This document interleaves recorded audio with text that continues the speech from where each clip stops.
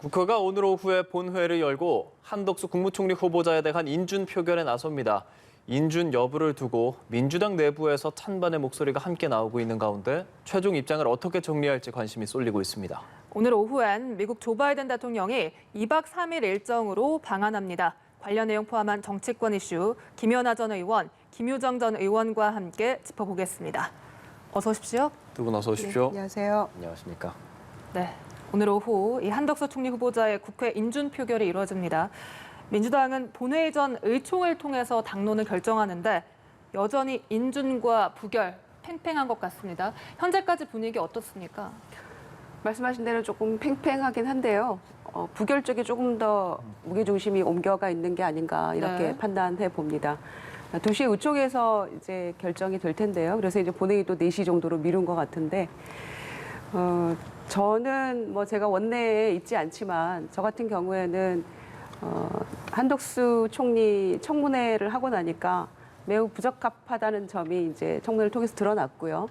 비록 그 민주정부에서 총리를 했던 분이긴 합니다만은 그 이후 2007년 이후에 이제 여러 가지 모습이나 행적을 통해서 공직자로서는 매우 부적합한 측면이 크다. 이래서 이제 의견들이 나왔죠. 그래서 민주당에서도 청문회 끝나고 부적격하다 이런 결론을 내린 것이고요. 그러나 그럼에도 불구하고 저는 협치의 측면에서 총리를 인준해주는 게 맞지 않나 이런 개인적인 생각이 있었어요. 그런데 제가 최근 2, 3일 동안 생각이 좀 많이 바뀌었습니다. 그래서 제가 원내에 있다면 저는 부결에 찬성할 것 같습니다. 왜냐하면 시정연설에서 그 윤석열 대통령이 협치를 강조하시고 또 의회주의를 굉장히 표방하시고 해서 저는 내심 기대를 했었거든요. 그런데 의회주의자가 아니고 그냥 회식주의자였다는 게 드러났어요. 김치찌개 얘기나 하시고 그리고는 내 마음대로 마이웨이를 걸으셨다는 측면에서 이거는 당초의 협치나 또 의회주의에는 뜻이 없었던 게 아닌가 이런 생각을 하게 됐고요. 이후 이제 한동훈 장관 뭐 임명을 강행한다거나 또 어제 그제 그 일련에 이루어졌던 검찰 인사를 통해서도 이건 문제가 심각하다 이렇게 생각을 했고요. 그래서 안 되겠다. 야당이 이렇게 끌려가서는 안 되겠고 야성을 회복해야 된다 이런 생각을 하게 됐고요.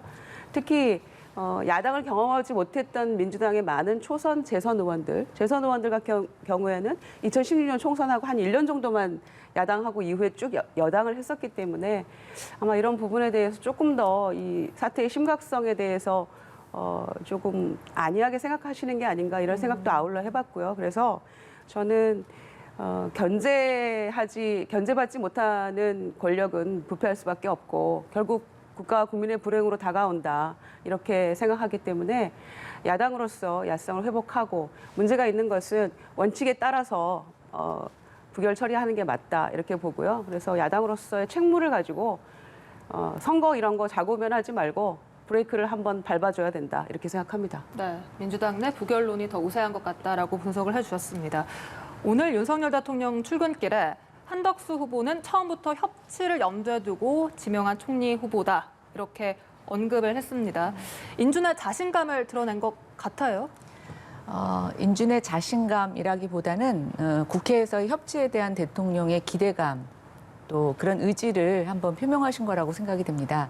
네. 저는 국무총리의 인준은 장관 몇 명을 낙마하고 거래를 할 수 있는 거래의 대상이라고 생각하지는 않습니다.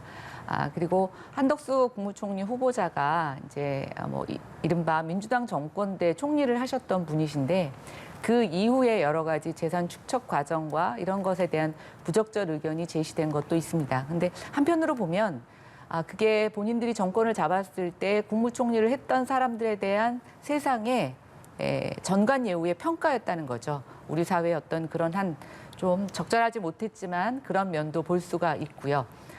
또 하나 이제 지금 한덕수 국무총리 인준을 만약에 민주당이 부결시켰을 때 그런 것이 국민의 뜻으로 받아들여질까?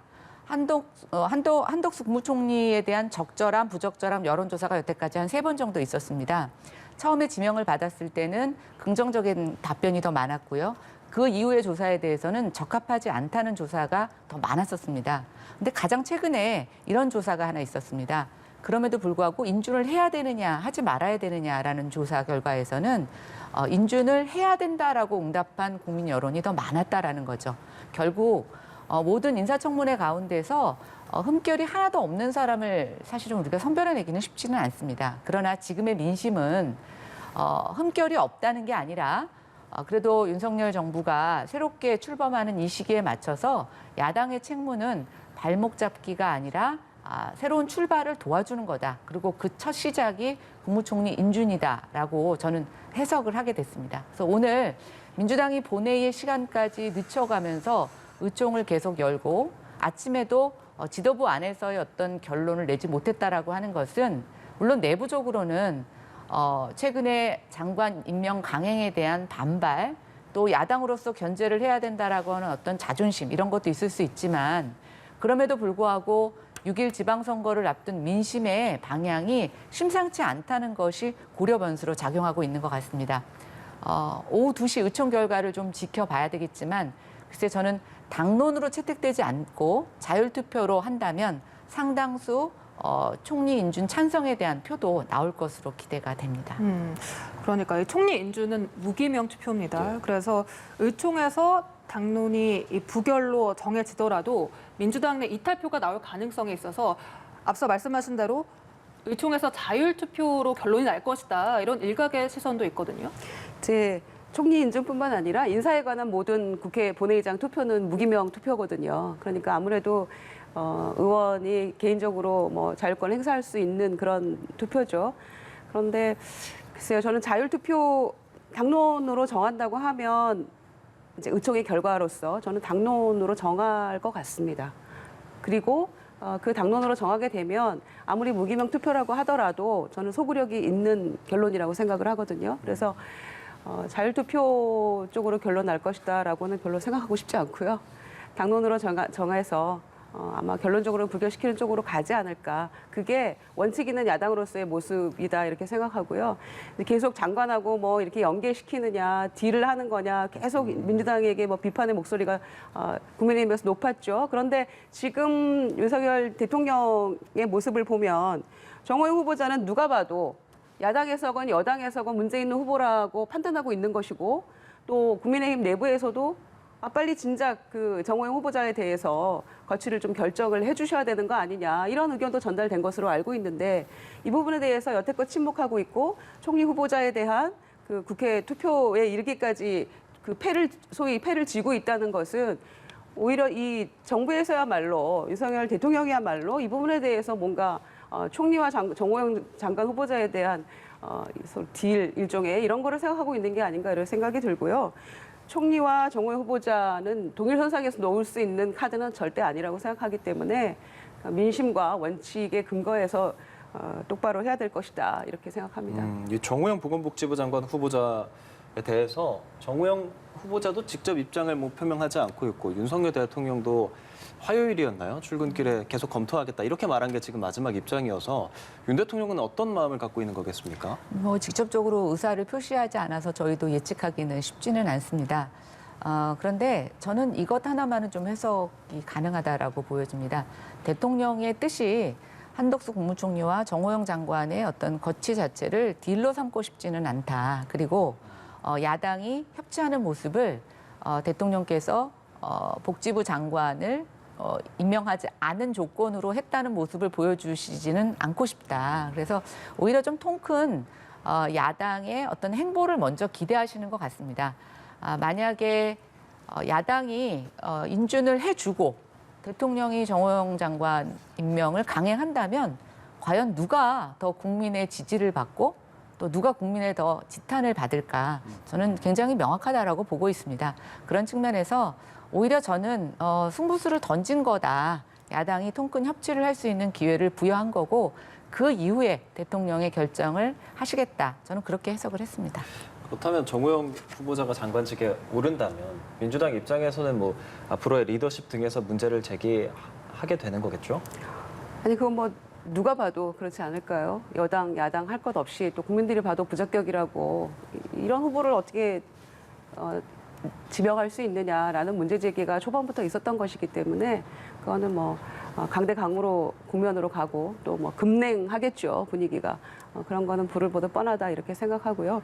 그런 우를 초반부터 범하지 않으실 거라고 기대하고요. 또 본인이 그 말씀하셨던 공정과 상식이나 이런 측면에서도 전혀 맞지 않다. 그리고 이 부분에 대해서 이렇게 문제가 많은 후보자임에도 불구하고 또 교육부 장관이 스스로 자진 사퇴할 때도 그때도 그렇고 한 번도 유감 표명조차도 하지 않으시는 대통령의 모습을 보면서 국민들이 생각하는 바가 있으시겠죠. 이런 가운데 오늘 바이든 미국 대통령이 취임 후 처음으로 한국을 방문합니다. 2박 3일간의 일정을 소화하게 되는데요. 윤석열 정부로서는 첫 외교 시험 때입니다. 각종 현안들이 산적한 상황인데 좀 어떤 외교적 성과를 기대할 수 있을까요? 이번에 바이든 대통령의 방문은 여러 가지 의미를 담고 있는 것 같습니다. 정권이 교체되고 난 이후에 지금 거의 10일 만에 오는 거고요. 또 일본을 방문하기 이전에 먼저 한국을 방문한다는 것도 의미가 있는 것 같습니다.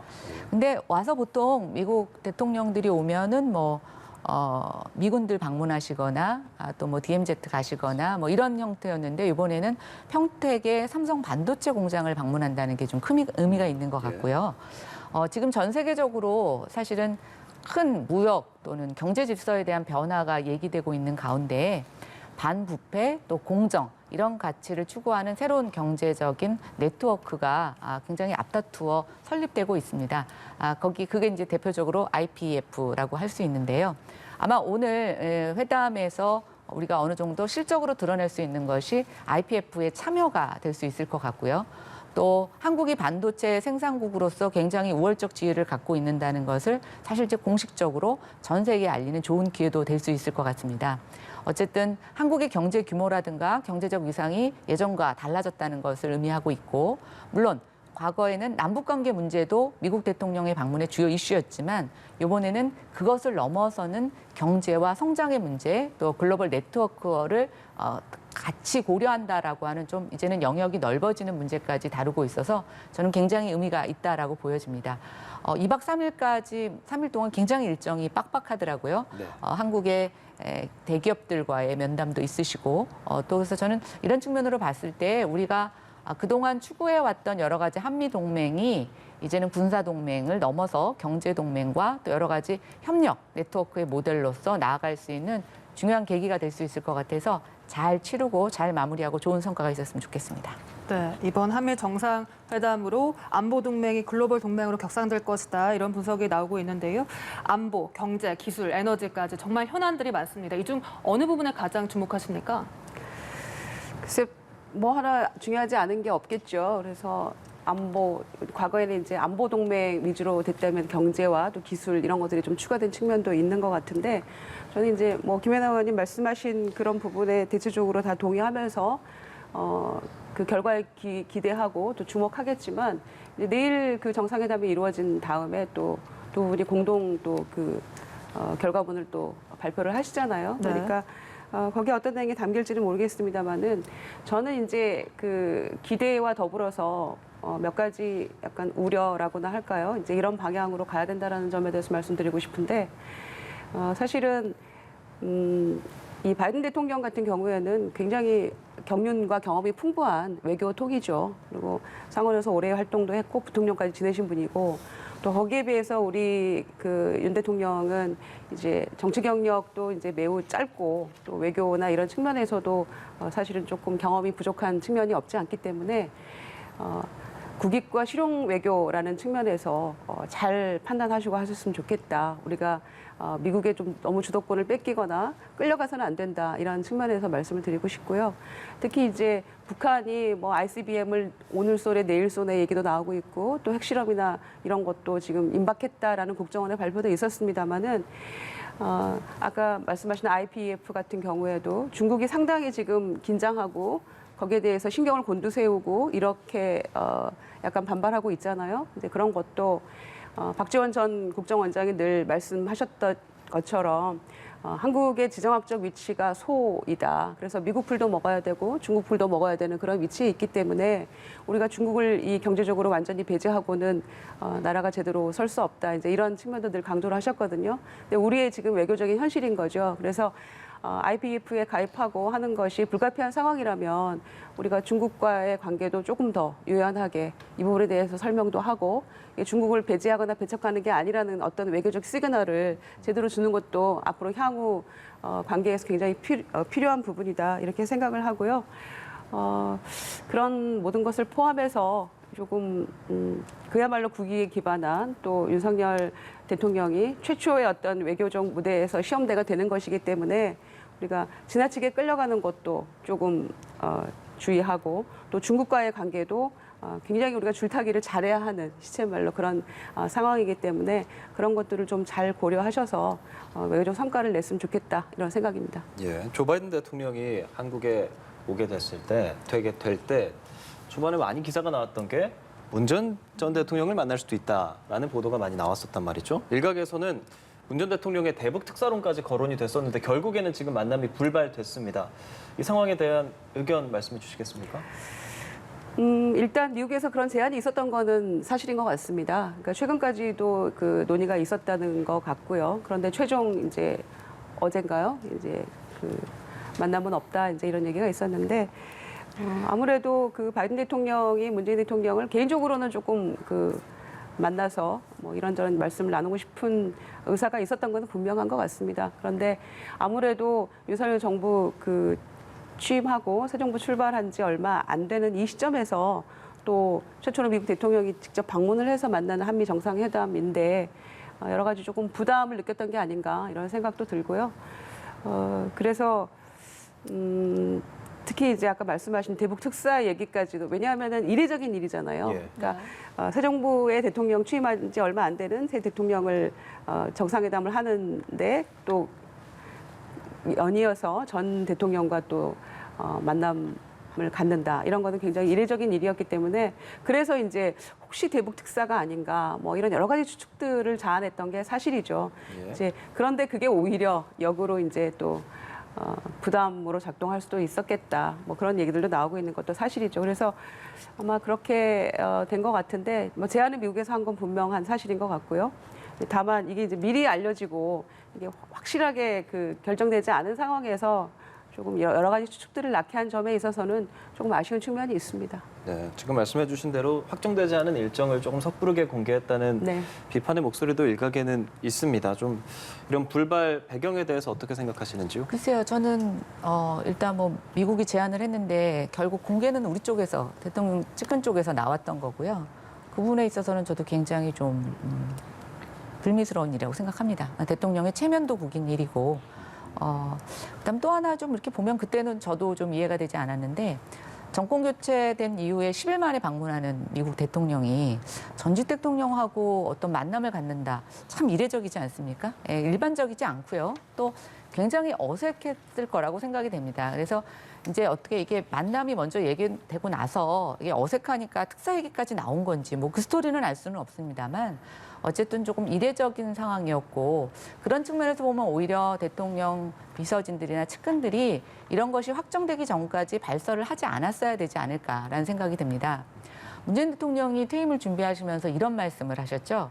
이제 잊혀진 사람으로 살고 싶다고 얘기를 하셨습니다. 저는 그게 굉장히 5년 동안 국정 업무에 굉장히 힘드셨고 또 이제는 좀 자연인으로 돌아가는 그 단계에서 정신적, 육체적으로 쉼을 가지고 싶다라는 것으로도 해석이 됐는데요. 모시던 대통령의 쉼을 원하지 않는 측근들이 있는 건지 여전히 대통령과 연관지어서 뭔가 다른 자기들의 정치적 행보가 필요한 사람이 있어서 그런 것인지 아니면 단순 실수일지 알 수 없지만 결과론적으로는 굉장히 부적절하고 또 어색해지는 상황이 연출이 됐다라는 생각에는 변함이 없습니다. 네, 알겠습니다. 예, 한동훈 법무부 장관이 이른바 윤석열 사단 부활이라는 평가를 받는 이번 검찰 인사와 관련된 입장을 국회에서 밝혔습니다. 직접 들어보시겠습니다.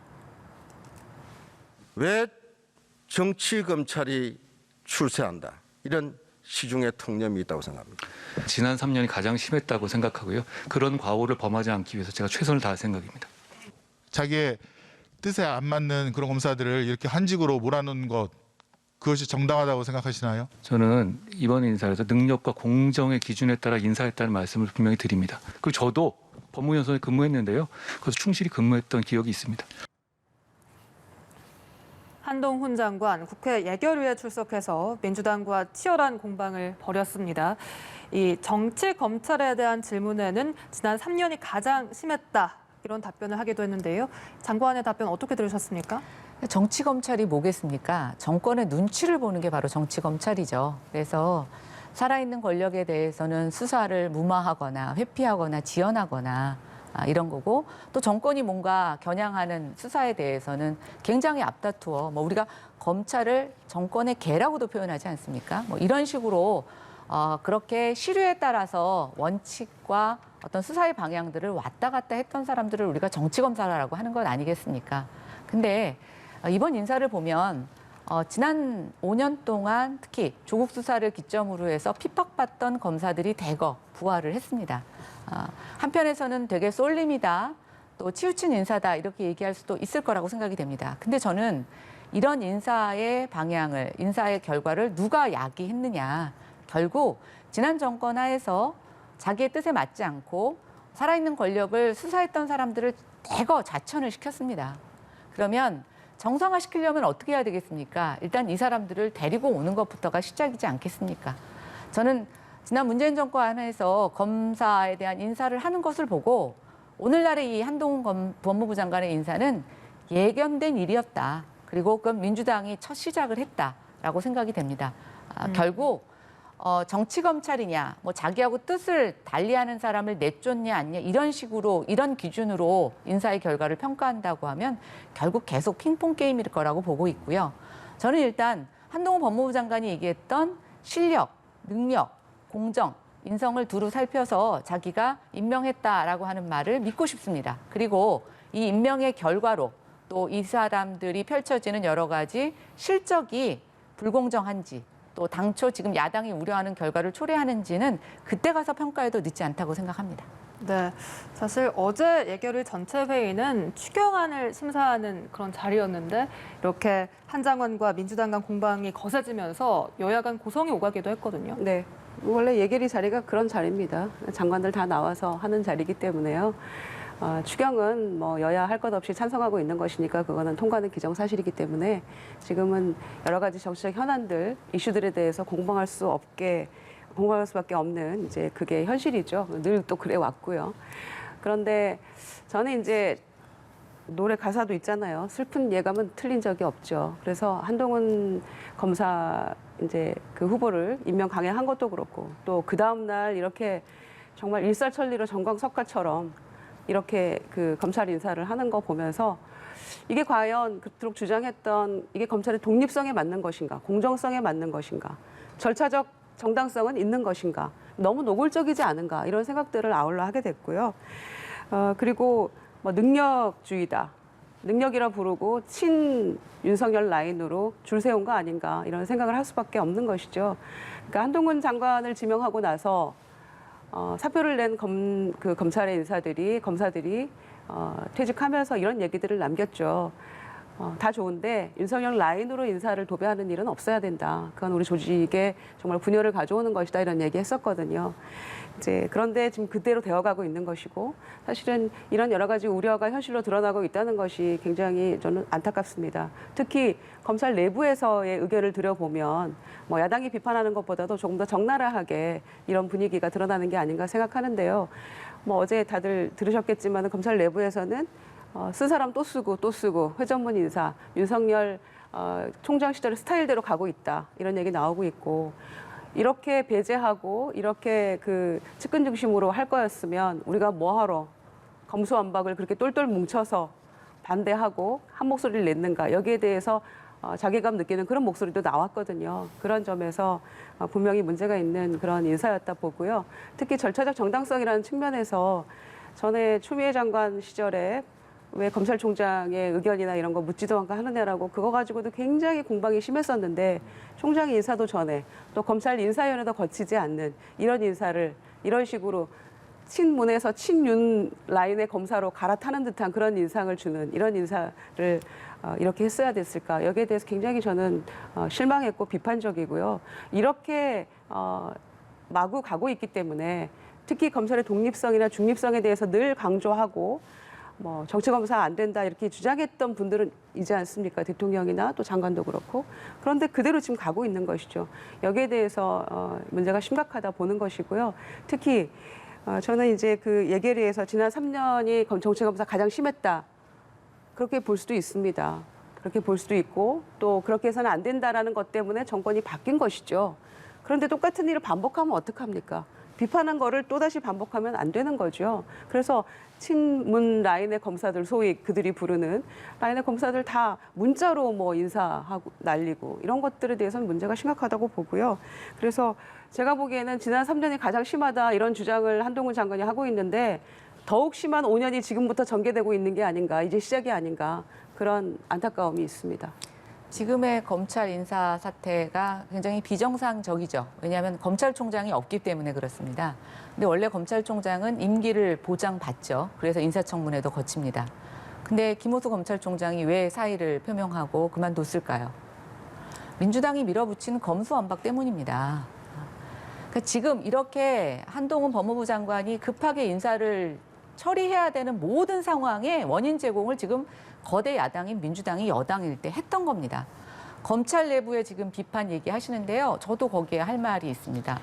검수완박 때 검찰 내부에서 엄청난 반발이 있었습니다. 그때 뭐라고 했습니까? 집단으로 저항한다고 검찰 전체를 폄하하지 않았습니까? 그런데 이번 인사에 대해서 몇 명이 지금 비판적인 시각을 얘기하는지는 모르겠지만 검수완박 반대 때보다 더 많은 수일까요? 그렇지 않죠. 정말 이렇게 선택적으로 어떤 민의를 듣고 집단의 의견을 듣는 이 민주당의 행태는 저는 정말 이해가 되지 않습니다. 제가 아까 말씀드렸죠. 예, 이번이 지나치다고 평가하는 사람도 있을 수가 있습니다. 그러나 그 지나침의 배경에는 지난 5년 동안 너무나 한쪽으로 치우쳐 있기 때문에 이거를 정상화하는 과정에서 불가피한 측면이 있다는 겁니다. 그리고 그 과정에서 모든 원인 제공은 민주당이 해왔다는 거. 그래서 이 아주 불행한 역사가 반복되게 하는 것 저는 이제 멈춰야 된다고 생각되는데 첫 시장은 어쩔 수 없다. 너무 지나치게 기울어져 있었기 때문에 너무 엉망으로 만들어놨기 때문에 어쨌든 한 번에 큰 수술은 필요하다 생각합니다. 하여튼 이게 모두가 수용할 수 있는 그런 인사였는지는 시간이 지나면 드러나겠죠. 예. 6일 지방선거 이야기를 좀 해보겠습니다. 어제 공식 선거운동이 시작됐고 여야가 모두 인천으로 향했단 말이죠. 뭐 규모로 보면 서울이나 경기일까 싶었는데 인천으로 갔습니다. 그 까닭이 무엇일까요? 인천에 이제 이재명 후보가 나서면서 뭔가 굉장히 관심이 모아지는 지역으로 이제 선정이 된 것 같습니다. 또 최근에 공천을 받으시고 이재명 후보가 사실은 발언하고 계시는 발언 수위도 굉장히 세지고 있고요. 그러나 국민의힘 입장에서는 여당이 꼭 불리한 인천이 꼭 불리한 지역으로만 보고 있는 것 같지는 않습니다. 지금 재보궐선거에 있어서는 뭐 이재명 후보가 앞서는 것으로 나타나고 있지만 인근 지금 광역시 인천시장이라든가 이런 기초의원들 선거에서 보면 결코 불리하지 않기 때문에 오히려 적진에 들어가서 투쟁에 대한 또 전쟁에 대한 선포를 하는 것이 사기 진작에 더 도움이 된다고 판단한 것 같습니다. 반대 의견 또 여쭤보겠습니다. 네. 선거 구도가 민주당에게 매우 불리하죠. 그리고 그 선거 결과에 대한 전망도 어두운 것도 사실입니다. 그래서 이제 선거는 구도가 이제 주요한 그 요소 중에 하나인데 사실은 추경도 그렇고 또 내일 있을 한미 정상회담도 그렇고 또 취임 초기에 컨벤션 효과도 있고 모든 것이 민주당에게 굉장히 불리한 구도입니다. 이제 그렇기 때문에 이렇게 쉬운 선거 아니다 이렇게 얘기를 하고 있어서 저희는 이제 지역 일꾼 또 투표 많이 해주세요 이렇게 이제 호소를 드리고 있는데요. 특히 인천은 말씀하신 대로 이재명 후보가 재보궐 선거에 이제 뛰어들었기 때문에 이제 그렇게 한 이유는 사실은 이제 전방위적으로 그 지원을 하기 위한 선거를 이끌고 지원을 하기 위한 뭐 그런 목표가 있었기 때문이죠. 그래서 이제 굉장히 중요하게 생각하고 있는 것 같고 또 양당에서 모두 인천을 기점으로 해서 또 양당의 이제 그 그 텃밭이 있기 때문에 나머지 수도권과 또 이제 충청, 강원이 굉장히 중요하잖아요. 그런 의미에서 인천을 기점으로 해서 출발해서 수도권, 충청 쪽으로 이제 계속 진출한다. 이제 이런 취지가 있는 것이죠. 그래서 어제 출발은 그렇게 했습니다만 이제 경기도도 오후에 또 갔고요. 그래서 인천이 굉장히 주목받고 있는 게 사실이죠. 또 이유는 이재명 이제 후보 때문이기도 한데 이재명 후보가 이제 뭐 여러 가지 뭐 그 평가와 비판과 이런 것들이 있긴 합니다만 그래도 사실은 총괄선대위원장으로 또 임명되고 그다음에 보궐선거 나오기 전에 사실은 당에서 선거를 치를 만한 구심점이 없기 때문에 나와야 되는 거 아니냐 또 아니다 뭐 이런 찬반 논란이 굉장히 가열됐었죠. 그러나 결국에는 저는 나오는 것이 민주당에게는 조금은 보탬이 될 거다 이렇게 생각하고요. 또 설사 굉장히 그 선거 구도가 어렵긴 합니다만 또 그 이재명 후보가 또 정부 쪽으로 좀 다니면서 유세도 하고 하면 구시점이 없는 상황에서 선거 치르는 것보다는 플러스 알파의 효과가 있을 것이라고 생각합니다. 네. 이런 가운데 김은혜 경기도지사 후보가 과거 KT 임원이었을 당시 지인의 부정 취업 청탁을 했다는 논란에 휩싸였습니다. 김은혜 후보는 관여한 바 없다 이렇게 부인을 했습니다만 이번 사안이 어느 정도로까지 파급력을 가지고 또 뒤늦게 논란이 될 만한 사안인지 궁금합니다. 일단 굉장히 지금 선거가 박빙에 놓여 있다라는 것을 우리가 예측을 할 수 있습니다. 이게 왜냐하면 선거가 한쪽에서 유리할 때는 이렇게 네거티브가 많이 나오지는 않습니다. 근데 지금 이제 박빙이다 보니까 선거 막판에 뭔가 이 전세를 뒤집을 만한 요소들로 지금 굉장히 네거티브적인 요소들이 많이 등장을 하고 있는데요. 저희는 그것의 한 단면이라고 생각합니다. 의혹 제기가 되었죠. 그리고 김은혜 후보자가 참고인으로 조사를 받은 것도 사실입니다. 근데 참고인이라고 하는 것은 그냥 참고인입니다. 어떤 거기에 연루가 돼 있던 것도 아니고 또 참고인 되고 나서 이것에 대해서 어떤 기소처분 당하거나 그런 결과도 없고요. 결국은 또 관련됐던 사람이 거기에 취업이 된 것도 아닙니다. 그래서 뭐 저는 여러 가지 사회 활동을 하다 보면 우리가 여러 가지 사건에 연루될 수가 있는데 이건 그냥 진짜 흠집내기 위한 하나의 의혹이라고 보고 있고 결론도 크게 무리 없이 진행된 것이라서 저는 그냥 하나의 해프닝으로 끝날 거라고 생각이 되는데 다시 한번 말씀드리지만 선거가 굉장히 지금 막바지에 치열하구나. 그래서 정말 상대방의 흠집을 찾아내기에 혈안이 되어 있는 이 선거 캠프의 모습을 좀 볼 수 있었습니다. 네, 6일 지방선거 가운데 가장 격전지로 꼽히는 이 경기도지사 선거입니다. 김동연 후보, 김은혜 후보 치열한 접전을 펼치고 있는데 이런 김은혜 후보 측에 이런 논란이 되는 사안이 터졌습니다. 네. 어떤 식으로 좀 작용할 거라 예상하십니까? 아무래도 취업 문제는 우리 사회에 굉장히 민감한 문제죠. 청년들도 그렇고 또 부모들도 생각하기에 그렇고요. 그래서 또 KT 관련한 취업 비리, 청탁 이런 문제는 또 국민의힘에서 이미 또 그 재판 결과 뭐 문제가 된 바도 있기 때문에 상당히 민감하게 작동할 수 있을 거라고 생각을 합니다. 지금 김은혜 후보자의 논리는 처음에는 이제 부인하고 뭐 허위사실이다, 뭐 고발하겠다 이제 이런 얘기 나왔지 않습니까? 그런데 이제 어제 보도는 2012년에 지금 공채 당시에 있었던 일이고 2019년에 참고인 조사 받아서 본인이 추천한 건 맞지만 뭐 채용된 건 아니고 뭐 이런 취지 얘기를 했다는 거잖아요. 그래서 이제 그 논리는 사실은 이제 실패한 쿠데타는 쿠데타 아니다. 이제 그런 논리의 비견해서 말할 수 있을 텐데 저는 적어도 민주당은 이제 후보 사퇴하고 수사받아야 한다라고까지 이제 주장하고 있지만 뭐 그게 현실적으로 저는 뭐 냉정하게 봐서 가능할 것 같지는 않고요. 다만 이게 얼마나 심각하다는 거에 대한 이 김은혜 후보가 그걸 인지하지 못하고 있는 그런 태도인 것 같습니다. 그래서 실제로 취업이 된 거 아니기 때문에 이거 문제가 없다 이런 식으로 그런 태도를 취해서는 결코 안 된다고 생각하고요. 적어도 사과는 있어야 한다 이렇게 생각합니다. 예, 경기도지사 후보로 나온 김은혜 후보 관련한 논란 또 짚어봤고 전 경기도지사였던 이재명 위원장 같은 경우는 심야에 선거 운동을 하는데 시민이 욕을 한 모양입니다. 그래서 따라가서 노크를 하면서 욕하는 것은 범죄 행위입니다. 체증되어 있으니까 뭐 조심하세요. 이렇게 말하는 장면이 담긴 동영상이 또 퍼지고 있는데 보셨습니까?